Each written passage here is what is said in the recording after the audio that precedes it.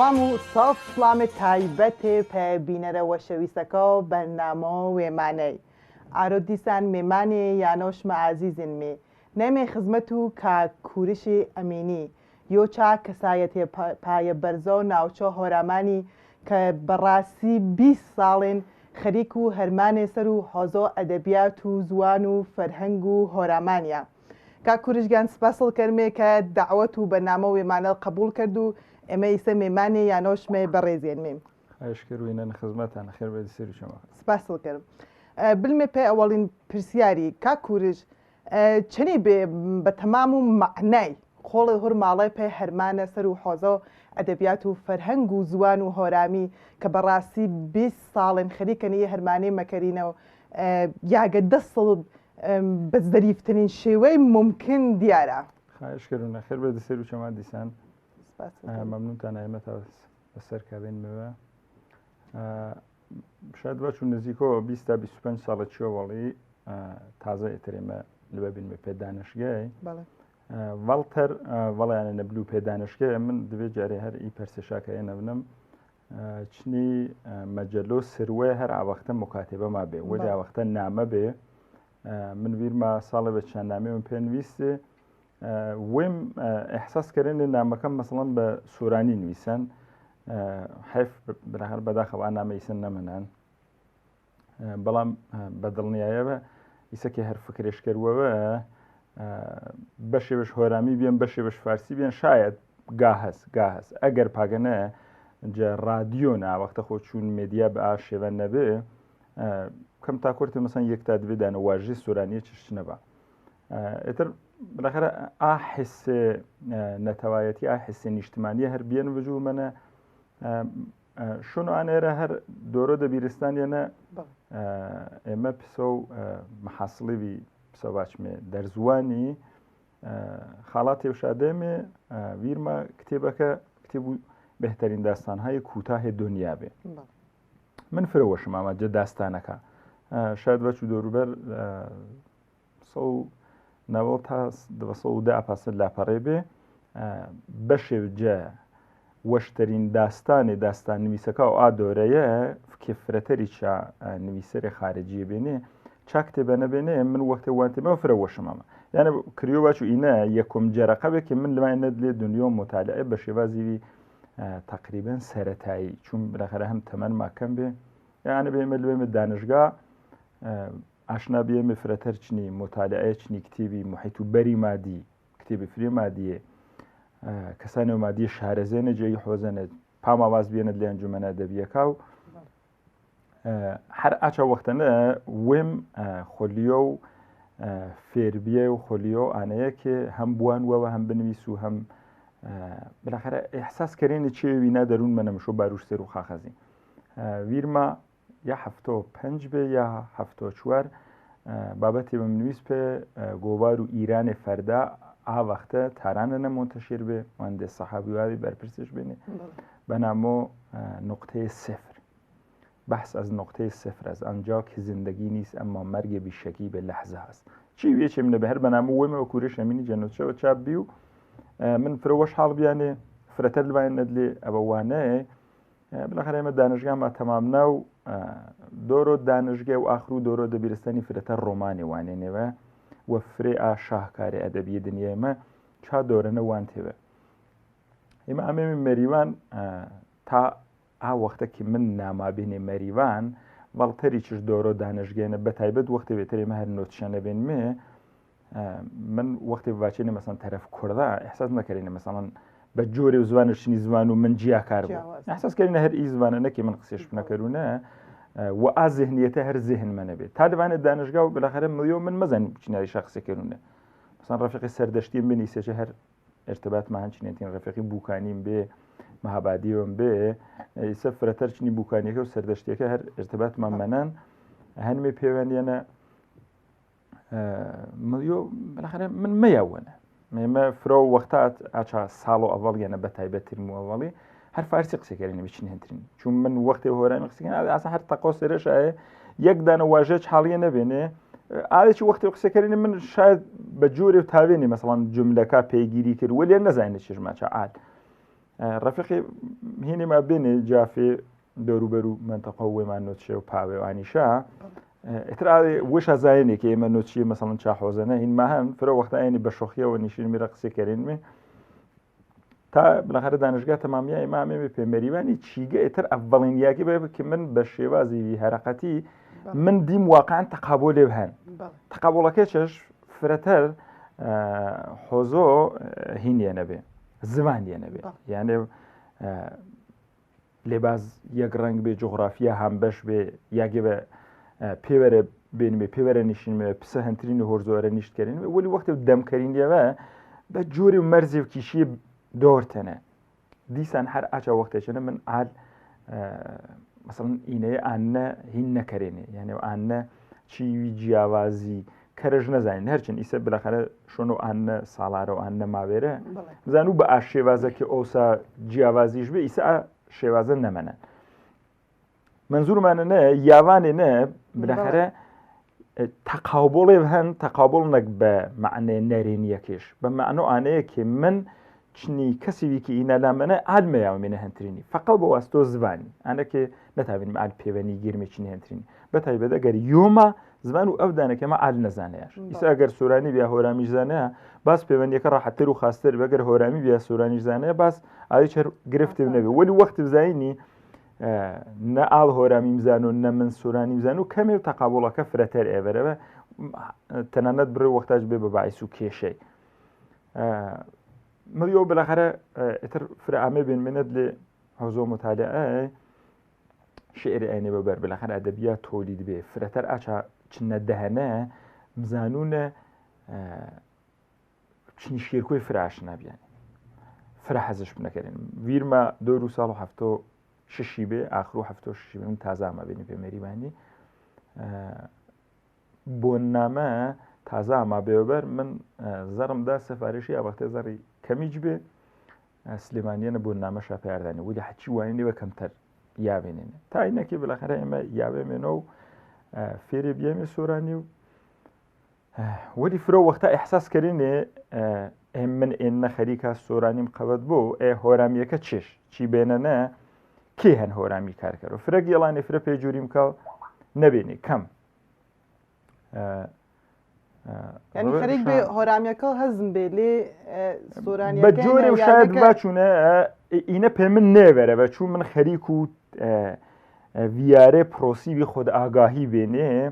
وەلی وینێنێ کێ کەسانێ هەنێ خەریکێنێ بە شێوازی فرەزاڵ سەردەمیانە وەش خەریکێنێ سۆرانی قسێکەرە سۆرانی منویسا وەلی وەختێ نۆبەت و هۆرامیەکە یاوێ هەر ئافەردەکێ هۆرامی بێ و ئان نەزاڵ بێ حتا تاوێ وتاری سۆرانی بنویسۆ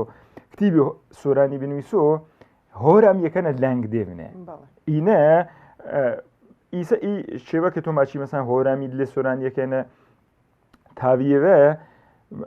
بە جۆرە تاوی مەسان تۆجیهی علمی چشباری وەپەرە یانە تۆجیهی زانستی گاهەز زمانی هۆرامی هیچ وەخت لێ تورکیە نەتاویەوە کە بەدڵنیایە بە هەر پاسێکەنە گاهەز ڕەنگە نەبوو دلێ عەرەبیە نەمە تاویەوە دلێ فارسیەنە کەمتەر تاویەوە وەلی مێرە لێ سۆرانیەنە فرەتەر تاویەوە چی فرەتەر تاویەوە چون تۆ سۆرانی بەشی بجە وێڵم زانی عادیی پسە وێڵم زانینە و ئی دۆس ئەرەنیەی برا ئەرەنیەی یەک خانەوادە ئەرەنیە فرەتەر زەربەم من ویرمە چنە ساڵێکیەوە بڵی دکتۆر یادگارە کەریمی هەنسنەنە باسی بەش بێشە بە کۆستنەیە باس وانەشەکە پەرساشەش نەمەچۆ ئیسە گۆرەترین هێژمونی وە گۆرەترین دەرفەتێ کێ پسەنە تەنگ و چەڵەمیوی گۆرێ بەرابەر و ڕۆز گەشە و زمانی هۆرامیە بە پسە بەرپەنگی ئەماڵکەرونە چێشە مەچۆ زمانی سۆرانیە تەرەف ئەسان شۆکەبی وەشبی مەچۆ دەیانێ چێش زمانی سۆرانی دەیقەن هەر ئی چێبەبێکی منی سەخەریکە ناچنی جەنابی و بەحسش کرد من وەختێ جەنابی و جەوەیم بزانونە واژەکە ماروانت لێوم هیچ مشکڵێ بەمنێنێ واژە گرفتی بژنیە ئیسە ئێمە مەجموعەیە زەبانهای کوردیە ئی گرۆزبانە کوردیە هەر کام شاجە هەر کامی واژە بوازۆنە دۆشپنەوە پسانۆشتنە هیچ گرفتی نمێمەرەوە گرفت وەختێوە کە تۆ ئێنە ئی نزیکایەتی ئەحساسکەری تأثیر بنیو ملو شێوە لەحن و ئەداکردێ و گۆکردێ واژەکارە و شۆنوانە چرە تەسیر بنی و سروش چوارچۆ وە ساختار و زمانێرە تۆ تەسەوەر کرد ئێمە ئیگرۆ زمانە کوردیە دەیقەن من ماچوو پسەنە یەک دانە یانەی هەر یۆمای نێمە ئۆتاقێفشەنە واژە قەرسکەدە و دای پسەنە کەلوپە لێ بچی ئۆتاقبەری پێ ئۆتاقی وەلی وەختی تۆ چوارچۆ زمانی دەستور و زمانی فارا لەبێ شۆن و دەستور و زمانی و تەریەرە ئیسە من مەتا و ڕەحە بلوشن و دەستور زمانی عەرەبیەرە تۆرکیەرە هەزم مەبۆ نەدلێ من وەلی زمانەکە ئەگەر فرن نزیک بۆ لا هەنترین یەنە بیمێ قۆمی بیمێ برای بیمێ نزیکتر ملوەنە لیادی ڕەحەڵتر ملوەنە لیادی وە وێم بە شێوازیوی ناخۆدا ئاگا ئینەیە قبول کردونێ هەر پاسەکە ئیسە چۆڵی منە بەداخەوە هەرێ منە ئێمە کەسانی وماهەنێ فرە زاڵێ نەسەر و زبانی سۆرانێرە خەریکنی کتێب منویسە وتار منویسە بەحسە سیاسی کەرانێ حتا چێوێ زانستی ماوە بەر وەلی وەختی من و بە تو هۆرامیەکە بەداخەوە تۆ وەختی قسەشکێری چنی مزانی کە واقعان ئی فەردە چنجە هۆرامیەکە نەکەمەژان هەم جەبار و واژەکان یێرە هەم جەبار و لەحن یعنی شێوە و ئەداکردەیە یەکدانە واژێ هۆرامی وە شۆن ئانێرە چوارچووکەیە کە بڕێ وەختا مەسەڵەن تۆ مزەکر و موانەس یعنی نیرۆما ڕایەت مەکەرونە مثلا مضاف و مضافون ئەلێش تا خەریکا تێگم شۆنە ئا ساختارێ بەرچەم مەگرو ئینە بێکم من ئینگلی هەر نەزەریە بەشەنە بەنامۆ نەزەری و کەمیۆزی کەمیابی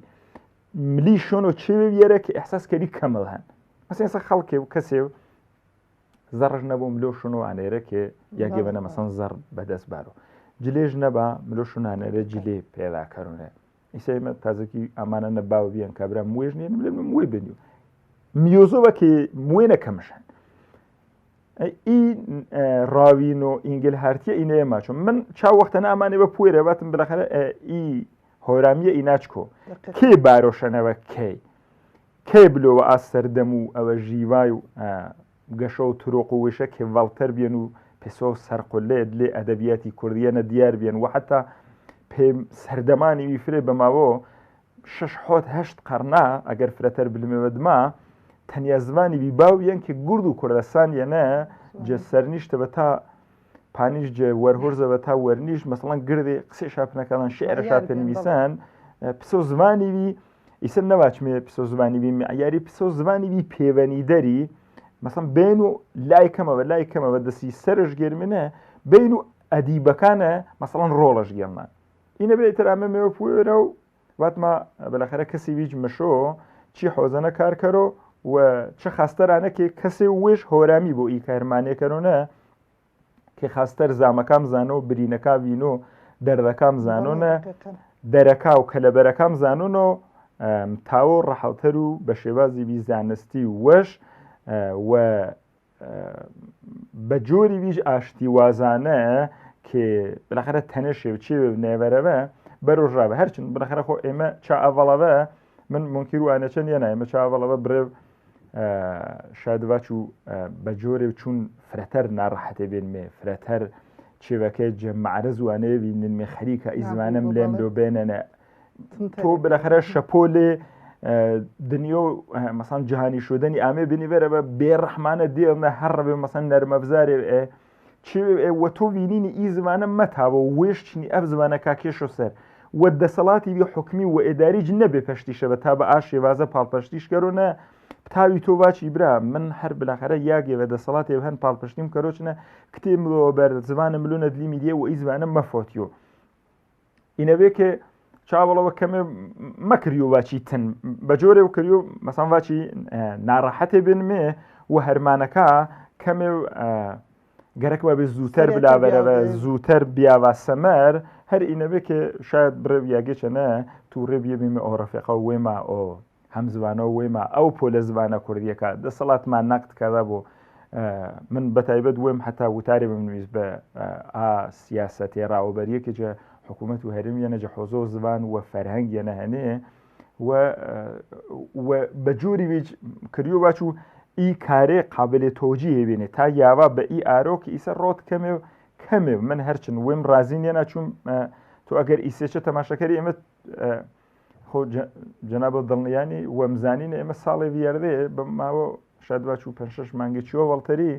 ئێمە دیسان داواکاری ماکردنەوە ئۆ وەزیر و ڕۆشنبیری وەزیر و پەروەردە و حکوومەتی و هەرمی کە یەک دانەوانە مەسەڵەن جێم مەدرسێ سەرەتایانە بنیۆرە پێ زارۆڵە هۆرامیەکە کە بە زمانی هۆرامی وانە یانە مەزورمان نە ئاکەلێنێ ئیسەج بە ئی گرد و هەوڵ و تەقالەیە کێ فرە و ئازیزا و ویرچەمە و هۆرامانی ئاکەسانە کێ بە دڵنیایەوە جەگیانی جە وەختیشە جەهێزیشە جە ئێنێرژیشە مایەشان یارەتا ڕۆت و گەشەی حدیاقل نەواچمێ گەشە ئەڤەمانای و پارێزنەی زمانی هۆرامی تابیاوە بە ئیارۆ بێدرێخ هەرمانە شاکردە یاوێ وەرەوە گردێ گر حۆزێ بەنە ئیسە کەسانە پسە جەنابی مەسەڵەن جە حۆزۆ تەئاترێنە هەرمانەوەکردن ماوێ داستان کۆتان نیسان کەسێ و تەرما بێن شانۆژ نووسان کەسێ ما بێن ڕۆمانە شۆرگەڵێنە بەسەر و زوانی هۆرامی و ئینێ گرد کریە هەرچند باز من ماچوونە فرەکە ماچوون ئیسەج ئێمە باز یاگێ بەنەکە وێما دەسەڵات ماهەن و دەسەڵاتەکە دەسەڵاتی بی وێمانەن دەسەڵات و هەرێمی باز ئێمە مشۆ پێیانەیەکە یەکدانەوانە پەروەردە و زارۆڵەیەنە مەسەڵەن بنەریۆرە وینی مشۆ داواکاری کردی ئەو حکوومەت و هەرێمی جە حاڵە بەنە مشیان ئینە نەبیا و فەرهەنگستان و زمانی هۆرامی وەش بیا و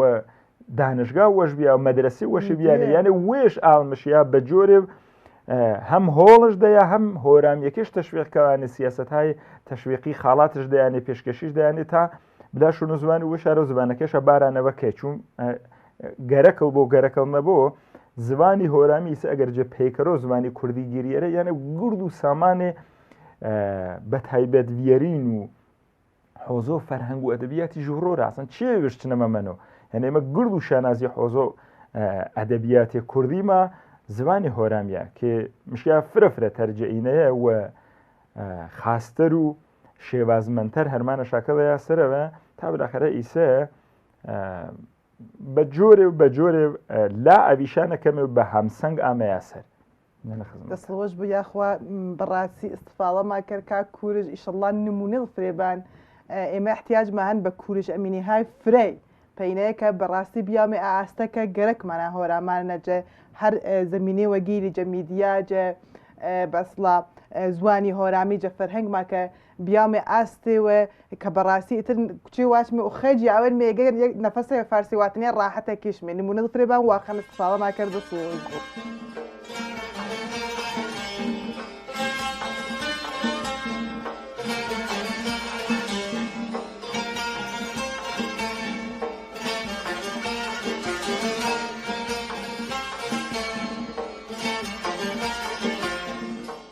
کا کوورش تا یەکێ کە من شارەزەیم بۆ جنابڵ خەریک و کار و تەرجمە بینی ئا سەردەمە دوێ کتێبی چڵچاپێ تەرجمە کردێوە یۆشە شازادە وەشڵە بێ و ئەوی چا قەڵا و حیوانات گەرەکما بزان و چیش بێ باعث وینەیە کە ڕوەڵ ئاردە تەرجمە و خەریک و هەرمانە و تەرجمە بیێ وەڵام مەزان ئی سوالێ فرە پەرسێنە شایدەچە هەر من با یادێ و کەروجە ئاغای مستەفازادەیە کاک حەمەڵی مستەفازادەیە چا وەختە بێت ئێمە دەستما کردە بە هەرمانە و فرێچ دەغدەغەما بێ داڵغەما بێ دڵە چرکۆ ئی زمانەیە بێ گرجارە یونسکۆ ئاماری دێوە بەر خەریکا زمانەکەم لێم لا بێنن و نەقشی و ئەتڵەسی دێوە بەر کی فلانە زمان ئینە گویشوێرش هەنێ و جەماوە ئینە ساڵانە احتمالشان بلو بێننە ئینە ڕۆتیوی هەرچند تەبیعەیە چون بەلاخرە زمانی پێوێ با و زمانی ملا زمانی پێوێ با و زمانی ملا ئیسە مەلمێنە لێ هۆکارەکە ژانێکی چەنی زمانی وەش بۆ چەنی زمانی ملو بێنەنە یا زمانی و گەشەکەر و ترۆقکەر و نە چون من معتەقدەنە جیهانی بیە پسە شمشیریوی دبە تێخێ هەرمانەشکەوێنە یانە هەم دەستکۆتێژ بێنێ هەم دەرفەتێژ ئاردێنێ بەرەوە پێ زمانە کەمینەکە هەم مەتەرسیەکیش بێنێ وەرپەنگی بێنێ و فرۆم مەتەرسیەکە ئانێکێ ڕۆ و گەشە و زوانی و ترۆق و زوان و فەرهەنگی بێنە بێنێ بە بۆنەوە ئانەیەوەکی مەسەڵەن فەرهەنگ و ئەدەبیات و هۆرامی وێژ نەبێت لێ ئاشەپۆل و جەهانگیریەنە ئاشەپۆلێ وێش کەلوپەلش گەرەک بێ کەلوپەلێ تایبەت و وێش کە یۆشا دنیۆ دیجیتاڵی و حۆزۆ میدیە و سۆشیال میدیە و دانشگێ و ڕووزنامە و بالاخرە فێرکاری و پەروەردە بێ یانە تۆ سیستەمی دەسەڵاتداری حکمی ئێداری و بۆ تا ئی زمانیە بازۆڤە گەشەش دۆپنەوە چنی زانست و ڕۆی پسە فەلسفەی شیمی فیزیکی بارۆ شەرە وەرزش دۆنە ئینێشە نەبێ بڕێ وەختت ئی دەرفەتێ کێ جیهانی بیە ئارێشاوەرە بە فرەتەر تەنگ و چەڵەمێ بێنێ فرەتەر وەرپەنگێ بێنێ فرەتەر تێخ و شمشێرەکە ڕووبە نەمانی ڕوو بە ئانەیە لێ کێ زەرەرەکەش فرەتەرێ بە ئێمە بەماوە چەندین دەهقەڕنی وەڵێ نەباتم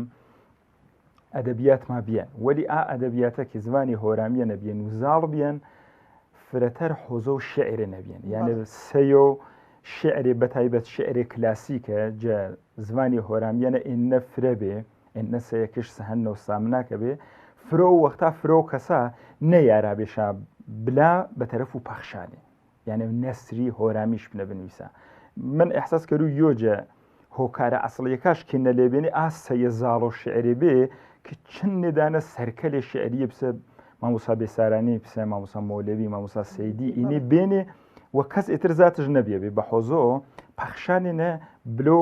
بە تەرەف و زوانی هۆرامی ئێمە چندێ مۆرەدێ چنی کاک حەمەدی ئازیزێ کاک عەبدوڵڵا کاک ئۆمید یاڵ شاکەرونە چیگەنە ئێمە کۆتیمێ قسەکردە کێ چێش کەرمێ ئێمە چێش کەرمێ ئی زمانە بێنەوە گۆ بێنەوەت لێ خەڵکی بلۆنت لێ میدیای بلۆنت لێ کتێبی فرەتەریج ئێمە هۆڵ و هانی مەعانە بێ کە زمان پەخشانش بنە بنویسیوە چون تا زمان پەخشانش بنە نەنویسی ئاچەم و خەموو زمانیە گرنمێ دەسڵ تۆ سەر و یەک دانە ساختاریەرە مەسەن تۆ عروس قانونی تایبەت و وێش هەنش ماچۆ مشۆ عروس بزانی ئیجاب تاوی شێرە واچی یعنی بەرۆتەنەت لێ قاڵبیوی تەسکی دیاریکریای زبان بە ئا شێوازە کە گەرەکتا وەرزش بنە مەدەریۆ گڵ حۆزێوەرە گڵ قەمچوو پێچێوەرە مەچەرخیۆنە یعنی بە شێعرە ماچوو بەتایبەت شعرێ کلاسیکی هۆرامیە کە فرەتەر جەنەڤەڵ دەرسەویش بە دڵیایەوە شعرێ دەبڕگەیە بێنە ئینە بێ کە ئێمە واتمە چێش کەرمێ بارمێشەنەوە کەی وێژ وەرز دۆ مسەلح بۆ بە زانست و ئارۆی فرەتەرین و گۆرەتەرین و گرنگترین چێو کە ئامانە زیهن ماوات مایمە هەرمانەش کەرمێ سەرتا پەخشانە بێنت لێ وە چێوەکە باو و ئارۆی بۆ یانێ ئارۆیانە و سەردەمیانە بۆ ڕۆمان ئامانە زیهنما واتما ئێمە ئەگەر ڕۆمانە بنویسمێ خۆب ڕۆمانە شعرەنیەنە زمانی وشکی ئێلمی و مێکانێکی جنیا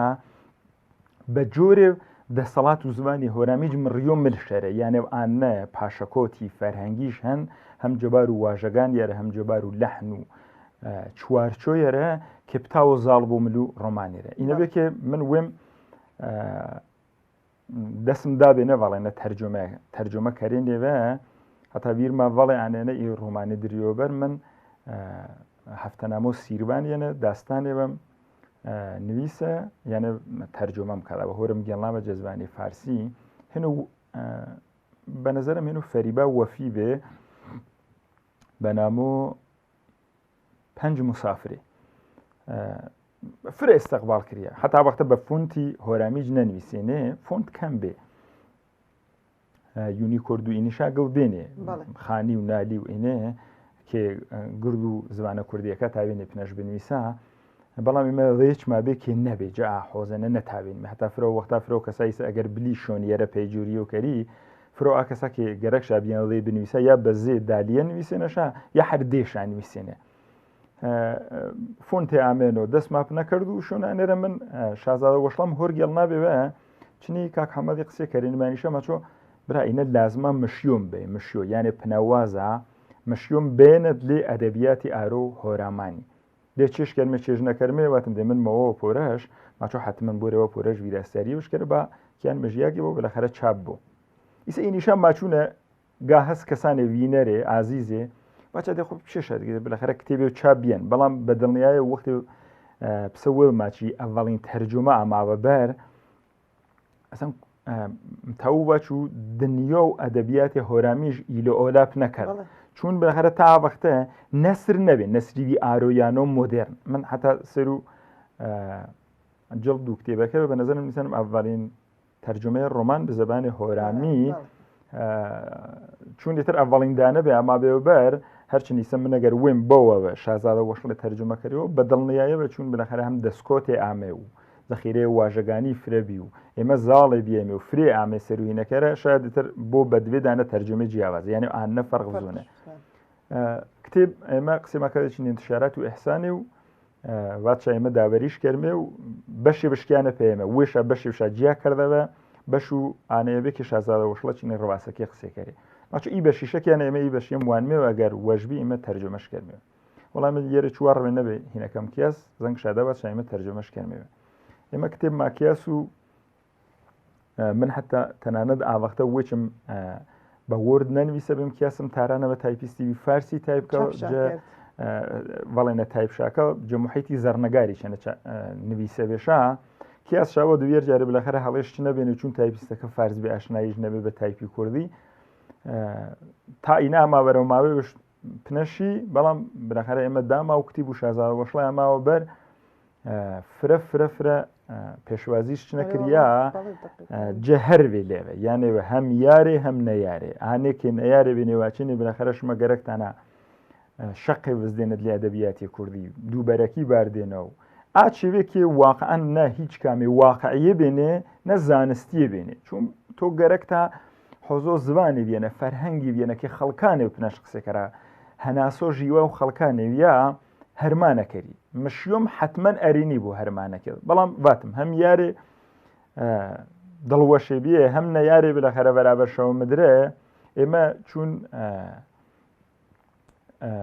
پێئی ئەدەبیاتیە بەگیان کارماکەون یانە واقعەن هەزینە دریان فرە هەزینە دریان جە وەختی جە زەمانی جە ژەن و زاوڵێ جە ژیوای جە گرچیوی بەکارەکە وما ئیمان ما بێ واتما ئی کارە مشۆ کردی و ئانە بێکە شۆنی شەرە من کتیب و قەڵا و حیواناچم هۆرگێڵ ناوە هەر پێیانە دیسان دەستگەرمیە بۆ بزانمێ ئایا واقعان ئێنە ئامانەرە کە ئی زمانە پنەش بنویسی یانە من وێم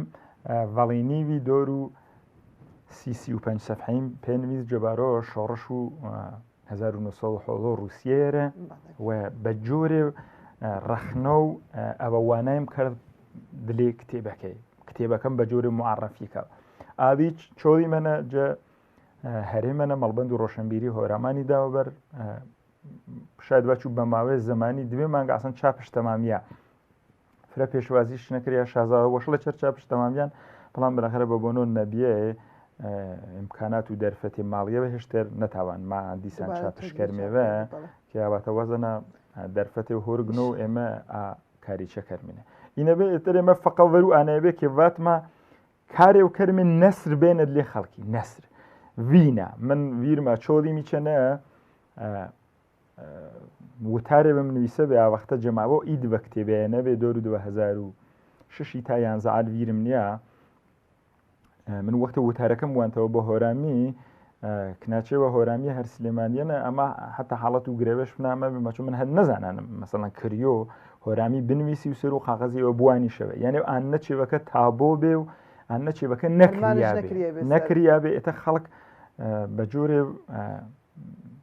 هەم وەشش ئەما هەم بڕێوی چاواتم بەداخەوە بەرابەر ماوەمەدرە هەرچی نیسم جەو فراران بێنەوە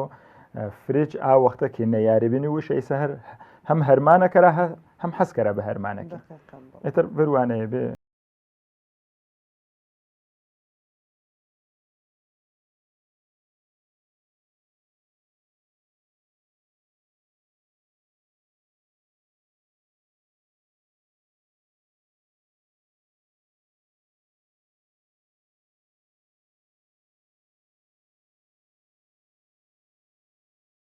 کە من بزانوو ئاخرین کتێبەکەڵ کە یاری جڵدن و پاسە بزان و جڵدەتش هەر خەریک و ئامادەکاری شەنی منەنش ئی کتێبە لی یاگە زانستیەکانە ئاکەسێکە ئەهلە قەڵەمێنێ صاحب نەزەرێنە بە عنوان و مەرجعی ئستفاڵە مەکردوگەر من بزان و ئەفسانەیە دیارێمە چێشە ئەسڵان وەڵا ئی کتێبە هەر پاسە نەرمەکەی شەنە دیارە باس و ڕازەکە و منتەقە هۆرامانی کردم من وەڵێ ئانەیە بلوسەر و کتێبەکە هەست کرد و وەڵێنی بی کۆتاوا چوو جەبارۆ هەمیەت و گرنگایەتی ئێژایی پاشخانە فەرهەنگیەکە کێجێ ئەدەبیات و گڕ خەڵکی بیانێن ئێمە ئەدەبیاتێ دەمواچما بەش کردیۆ سەر و چنێدانە بەشە ڕێک و پێک و زانستی و مایەدارەکە و هەر وڵاتی پێسە قسە نەسەقەکە فلانە کەسی فەرماواش پێسە پێسە زەربول مەسەلا پسە کێنایە پسە مەتەڵێ پسە چیستانێ پێسنە ڕازەکە پێسە فرە و ئا پاشخانە فەرەنگیە تەنانەت بەشی بیشش پسە و زانستی بوومی کە ئەدەبیات و فەرهەنگ و گرد و وڵاتەکانە هەن ئینە گردێ پێوەرە کۆشاکەریەوە پێسە و ئەدەبیاتی دەمواچی تەماشە شاکردی یعنی فەرهەنگی شەفاهی بەشێ بشکی ئەدەبیاتە و ئەدەبیات سەرەکی تەرین بەشەکۆ ئی فەرهەنگی دەمواچێنە ئێمە کێ دڵنیانە هەم ڤینەرێ هەم وشتا شارەزەندێ تا ئیسە جەحۆزۆ ڕازەکی هۆرەمان یانە چن نێدانە کتێبێمە ئامێنێوە بەر دێوە چەرمە و دێوە سیاوە هین و کایبراهیم حاجی زەڵمی حۆزۆ فەرهەنگی شەفایە نەماچوونە وا تۆ بەڵێ نەهین و مامۆستا جەماڵ بێداری هین و کاگوەلی فەتاحی چریکەی ئەهورایی کاڵەبێ هین و کاگڕۆفی مەحمودپوری فرۆ ڕازەکە پسە ڕاز و تیتیلوبیبیلی ڕازۆ کێ ڕاز و تیتیلوبیبی وشتا بە شێوازی موزیکاڵ ئەجراتاکردێنە پسە ڕازۆ وەرکڵێ پسە ڕازۆ شاو پەریا فرۆ ئا کتێبا کێجەئی حۆزەنە ئامێنێ بەبەر فەقەڵ ئاردەنشا خود و ئا دەقە ئەسڵیەیە جەزوان و یەکدانە ڕاویەوە گێرتەنشا و مەکتوب شاکردن بەڵام ئێمە پێیانەیەکی زمان منەوە پێیانەیەکی زمان گەشە کەرونە ئەدەبیات تەقۆ ئا شێوازە ئا پۆتانسیلە ئالێکی ئینێ دلێشێنە دریاوە بەر مشیۆ بە شێویوی جیاکار دەسەبەش کردی و بە شێویوی جیاکار بنریۆرە ئایا گەزانستیەکێک هەرمانە شاکەێنە سەرەوە جە حۆزۆ ڕازەکانە کتێبی فرێ ئامێنێوە بەر فرێ حتا کایبراهیم وشتەنێ دەوری یەریچوەردانە کتێبێک کۆتێ ڕازێش دێنێوە بەرکێ ڕاز و ورکڵە یوەشا بێ ڕاز و مامالێ یوەتەرەشا بێ و ئینیشا بەڵام هیچ گونە کارە یانە ئینێ پێسنە دادەیە خامێنێ هێشتێر کاری بیزانستی سەر شاوە نەکردیا من ماوێ چووە وەڵی شاید وەچوو 6 ساڵی چووە وەڵی بڕێ عزیزم داوت کردی هەر یاگە حاضرێکی ئیسەش مەهەندی دۆر و 20 نەفەرە واتم ئازیزا ئێمە ئەدەبیاتی شەفاهی و فەرهەنگی شەفائی سەرتەرجەعادی فرە دۆڵەمەن و با پاشەکۆتمان کەرمێ کارێ هەرچن بە دڵنیایەوە فرە بەداخەوە ئێمە فرە دێر دەستما نەکات یعنی بەشیوی فرۆ ئا پاشەکۆتە فەرهەنگیە چون بلەخەرە سینە بە سینۆ دەم بەدەم یاوان لا ئێمە بە مەردە برێوجە پیرەکەما کە ئی پاشخانە فەرهەنگی لاشاوە بێ لەوا بێنەنە ئینە بێ واتم ئا ئەرەنیشتەمان یارە و واتم تەرحێوەمدا من وەم تەرحەکێکی منویسی بێ بسە پرۆپۆزاڵی دانشگایی تەرحێ جەمعاوەری تەبەقەبەندی کۆدگۆزاریە زیر ساختهای فەرهەنگی هۆرەمان کێ زەربۆل مەسەڵەش چ نەبێ کە وێش زەربۆل مەسەڵەکەی بە ئا شێوازە من پرۆپۆزاڵەکە ناردبم کەرێ دۆر و یەری جڵدێ هەر ئێچێمنێ شاید فرەتەرجە ئینیشا ڕازەکەی منێ بێنێرە 10 جڵدە ئێچێمنێ قسەی نەسەقیم لێ بێنێرە دۆر و دوێ جڵدا یانە ئێمە حەسەماکە کەرێ تقریبان دۆر و زانستی بوومی پسە پزیشکی و مامایی و جەڕاحی و ئینیشا گیباو دەرمانی و بەحس و تەریقەتی و بەحس و شێخا و بەحس و ئانێکی براخەرە ئا چێوە گرد پسۆ پاشەکۆتی بی فەرهەنگی هەن حەسەن ماکەڵ یاوێ دۆر و 50 تا 70 جڵدێ کتێبی ئێچێمنێ کتێبێ دەسە ئەڤەڵێ وەختی ماچوو دەسە ئەڤەڵێ چون بەقیۆ یاگەکانە بە شێوازیوی دانشگاهی کار کردیان سەر و ئینەوە بەداخەوە هەمکاری نەکردیان ئیسە من بەشی بچش حتا جای نامێ بێنێ جای نامێ هەر یاگە بێجە هۆرەمانەنە من دانشگاستنەنە بابەتێ بە مێرادا جەبارۆ جاینامەکارە بەشێ بەژەڵبەتە جاینامێ جەبارۆ زەبانشناسی زیست محیتی ژیوگا و زمان چه پەیوەندیەشە هەن ملو هەنترینێدە زمان چه شوونەمەوەش هەنە سەر و ژیوگایرە ژیوگا چه کاریگەری بەشەن سەر و زمان دیێرە ئایا ڕابێتەشا بە تەرەفەن یەک تەرەفەن ئێڵملۆ بە ئەوی یا ئەوملۆ بە ئێوی فقط پێ بەحس و جاینامە من گەرەکمەوە چوو هەمیەت و ئی کۆکەڕێ و کۆدگۆزاری و تەبەقەبەندی و تەجزیە و تەحلیل لە یەکەوەدای شیکاری چێرخانە فەرەنگیە تا کۆگەن من فقط پێ یەک مۆردی پێ جاینامی هەرچن ئا کەسانێکی جەحۆزۆ جاینامیە کارشاکردان یاگەنامێ مەسەڵ ماچی فڵانە یاگەنامێ بەرەنۆن مەسەڵەن جێپاوەنە دەرەنیشێ مەسەڵەن چیشان نامینە سەردێ چیشان نامینە فقط پێ جاینامەکە ماچوو هەر جاینامێ نەزەری عیلمیەرە وش تاریخێوە یعنی بە بۆنۆ ئینێوێ نامیشانیێنە فڵانە زەمانەنە نامیشانیە فلانە کەسی نامێژنیە ئی بۆنە ئاماوەرەوە کی نامێژە یعنی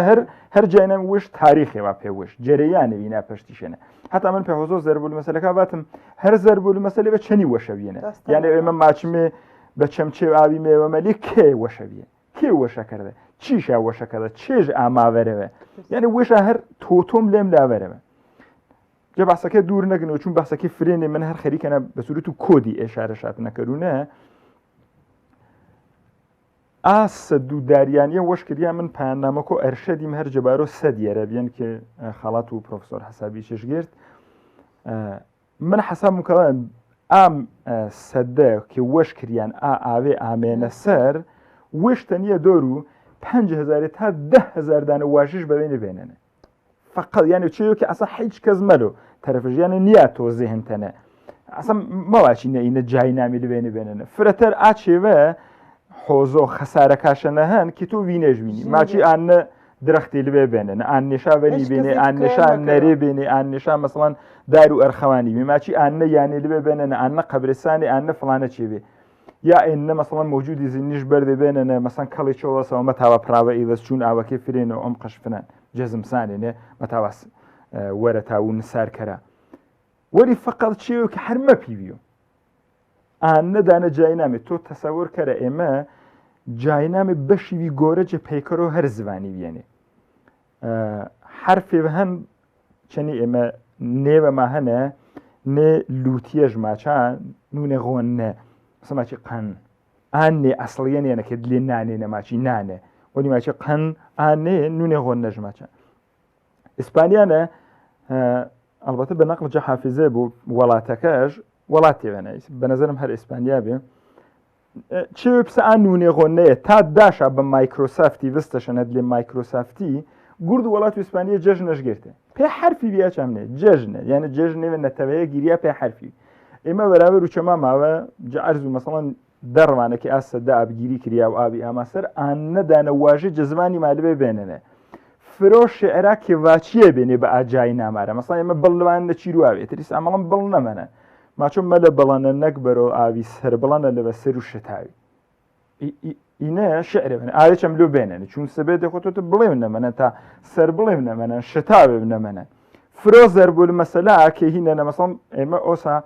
ڤەهارێنە ئەگەر کەسی فرە مەلێژ زانەیە واچینمێ ئەرخەوان سوورەنە پرانە بە ڕۆخانەنە یعنی ئێنە مەلێژ زانەنە وەخت و ئەرخەوان سووری جا ئێتر ئاوی فرەتەرینە نەد لێ ڕۆخانێنە زمانێک کە ئەرخەوان سوور بوو تقریبا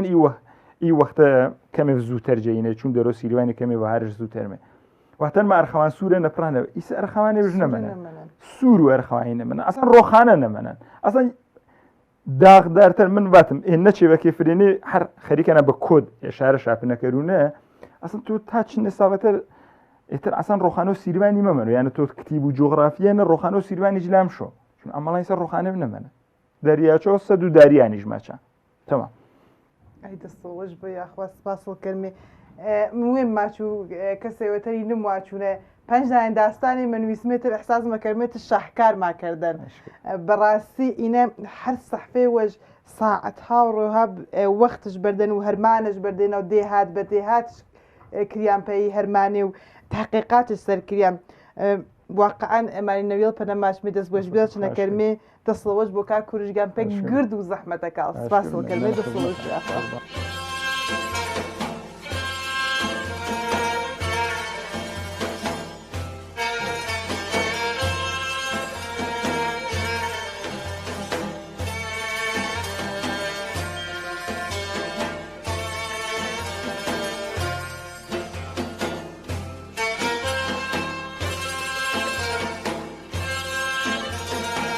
ئەزدا پی جۆرە ئەمەمێ کۆتایی بەرنامەوە وێمانەی